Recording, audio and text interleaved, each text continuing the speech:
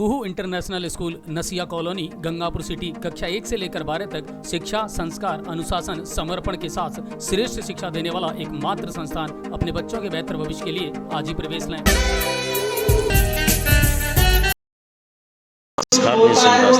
समान लगता है श्री भक्त और प्रशंसा गाई। अगर भक्त की कोई प्रशंसा करे, आओ भगत करे, तो उसको गाई के समान लगता है। ये तो हमको गैया रहा है, क्योंकि प्रतिष्ठा सुकरी विष्ठा सम्मानम कलयाति घोरगरगम नीचापमानम सुधा। नीच से नीच व्यक्ति के द्वारा भी अपमान हो जाए तो भक्त उसको अमृत करके मानता है।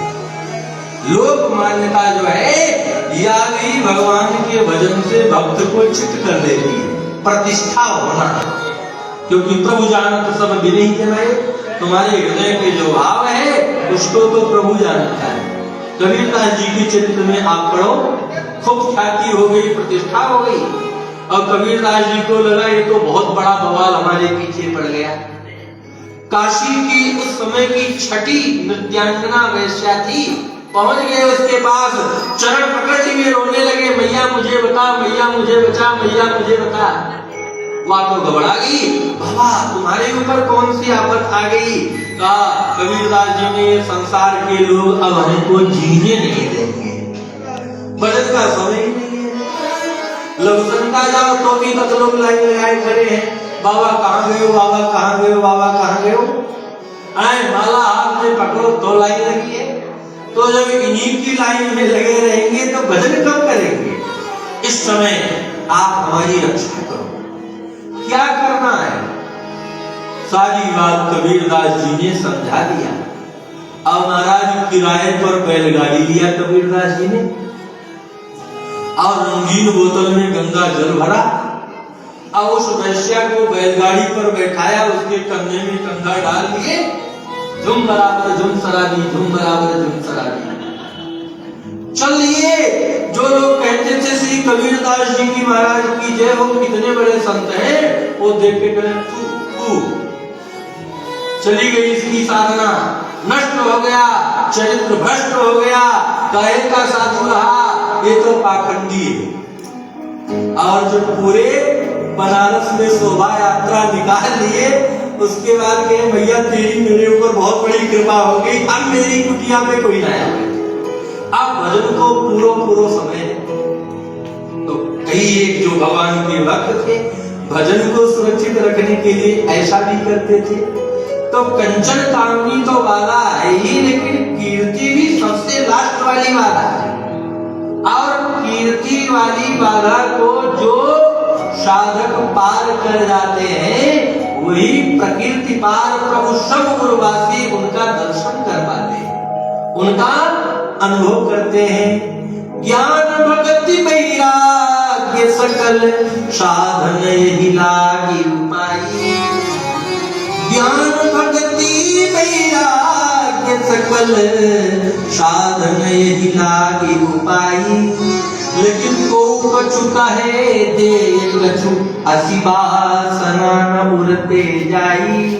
ज्ञान भक्ति वैराग्य या सब किसके लिए है? साधन ठाकुर जी की प्राप्ति के लिए। लेकिन ज्ञान का भी दिखावा हो रहा है, वैराग्य का भी दिखावा हो रहा है, और त्याग का, भक्ति का भी दिखावा हो रहा है। किस लिए? कोई कछुका है। अरे हम स्त्री से नहीं मिलते हैं, पैसा नहीं छूते हैं, तो इतना तो लोगों को कहना चाहिए त्यागी जी, त्यागी जी। त्यागी जी नहीं कह रहे हैं हमको, ये वासना बन गई। और देव कछु, अरे बड़कों से खाए और 100 रुपया भी चला के लाएंगे हो। मैंने कथा सुनी, झूमो लेकिन 100 रुपया भी चढ़ा के नहीं गया। अब ये वासना है, तो भक्ति का क्या मतलब रह गया, कीर्तन का क्या मतलब रह गया? तो वो भक्ति का फल में विचलित हो गया। भक्ति का, ज्ञान का, तपस्या का, त्याग का सबका फल है श्री ठाकुर जी के चरणों में प्रीति। लेकिन कोई कछुका है और दे कछु, हमारी प्रशंसा और लोग हमको कुछ दे, यह वासना बनी हुई है। गोस्वामी श्री तुलसीदास जी महाराज कहते हैं, इसीलिए तो हमारे ठाकुर हमसे रूठे रहे, मिल नहीं रहे हैं। वंचक भगत कहाए राम के, किंकर कंचन को काम के तीनों प्रथम रेख जग मोरी धींग धर्म ध्वज धंधक धोरी धींग धर्म ध्वज धंधक धोरी। तो यह आवासना बनी विभीषण जी ने, शालक है। अब देखो यहाँ पर ये बात इसलिए कह रहे हैं क्योंकि हम लोग उस मार्ग में लगे हुए हैं। क्या विघ्न आता है, ये बात आई। यहाँ मंदिर होता, यहाँ गौशाला होती, यहाँ विद्यार्थी संस्कृत पढ़ने वाले के लिए गुरुकुल होता, ये सब बात आई। और रावण जब दिग्विजय के लिए गया, जहां जहां सुंदर सुंदर वस्तु मिले वह सब महाराज परास्त करके छीन के ले आता था लंका में। हरिवर्ष पहुंच गया, हरिवर्ष जहां पर नरसिंह भगवान जो है विराजे हुए हैं, महापूजा होती है हरिवर्ष वर्ष में। और वहां पर जब सब लूटपाट मचाया तो नरसिंह भगवान की मूर्ति भी उसी में चली गई, साथ में लंका में आ गई। रावण को पता नहीं। अब नरसिंह भगवान की मूर्ति जहां रखी जाए वहां अपने आप आग लग जाए, क्योंकि नरसिंह भगवान तो आवेश वाले देवता है, आवेशा होता है। रावण को कुछ समझ में ना आवे कि ये भगवान ये मूर्ति का मेरे पीछे लग गई, ले आए तुम लोग, जहां रखो वही आग लग जाती, कहीं पूरी लंका ये मूर्ति न पजार दे।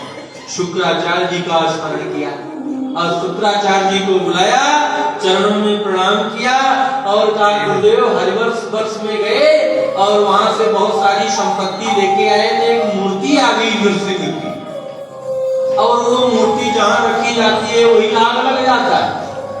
अब हमको क्या करना चाहिए, इस तरह से तो पूरी लंका ही भी नष्ट हो जाएगी, पजर जाएगी। शुक्राचार्य जी ने कहा ठाकुर की 24 अवतार में एक अवतार है, आवेश वाले हैं, इसलिए इस मूर्ति की अगर वैष्णवी उपासना नहीं होगी तो अनिष्ट हो जाएगा तुम्हारा। तो कहा हमारे यहाँ पे कोई वैष्णव नहीं है, ऐसा करते इस मूर्ति को फिर वापस कर देते हैं। शुक्राचार्य ने कहा एक तो ले आए, ये बहुत बड़ी गलती, और अगर अब वापस कर दिया तो तुम्हारी खैर नहीं है, नरसिंह भगवान मटिया मेट कर देंगे, फिर क्या कहना चाहिए, करना चाहिए गुरुदेव। शुक्राचार्य जी ने कहा तुम्हारा जो छोटा भाई है ना विभीषण, वो वैष्णव है, विधिवत पुनर्प्रतिष्ठा करा करके और उसको सेवा सौंप दो, तभी लंका में जो है शांति आएगी। अब तो रावण गया विभीषण के पास और कहा भैया इस समय लंका की सुरक्षा तुम्हारे हाथ में है, सुरक्षा करो। क्या करना है, कहा इस मूर्ति के लिए चाहे जितना धन खर्च हो सुंदर मंदिर बनवाओ। GPS senior secondary school Gangapur city कक्षा एलकेजी से 12वीं तक शिक्षा, संस्कार, अनुशासन एवं समर्पण के साथ श्रेष्ठ शिक्षा देने वाला एकमात्र संस्थान।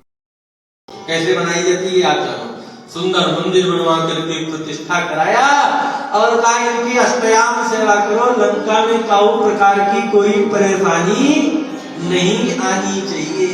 विभीषण बड़ा प्रसन्न हो गया, ठाकुर की कितनी बड़ी कृपा जो आज जो है हमको जो है ठाकुर घर बैठे मिल गए, यहीं पर मिल गए। जैसे नारद जी महाराज के द्वारा रचित नारद पांचरात्र ग्रंथ वैष्णवी उपासना का ग्रंथ है, इसी तरह से विभीषण के द्वारा 4 तारीख से उपासना का ग्रंथ है, लगभग 55,000 श्लोक है उस ग्रंथ में। किस तरह से मंदिर बनाना चाहिए, किस तरह से प्रतिष्ठा करनी चाहिए, ठाकुर जी की किस तरह से पूजा करनी चाहिए। अब महाराज अब लक्ष्मण विभीषण को खुली छूट मिल गई, पूजा से चलने वाली है। पूरे कुटिया में राम राम राम राम राम राम राम राम, अब नरसिंह की सेवा शुरू हो गई।